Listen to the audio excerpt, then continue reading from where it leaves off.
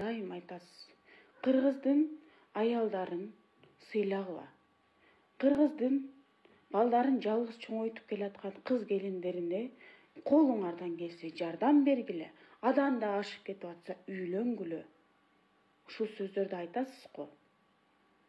Эмнеге алар кыргыздын мага окшогон жалгыз бой энеси, оорукчан баласы бар энеси, сизге турмушка чыккым келүүсүн каалап жазганымды окуп алып, мени сөгүп атышат. Мага эң жаман калуулорду каалап атышат. Эмнеге?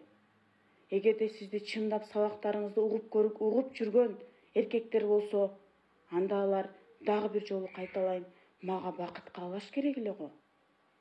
Бул нерсени кандай түшүнсөк болот?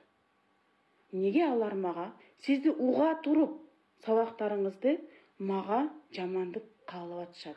Ушуну кандай түшүндүрүп бересиз?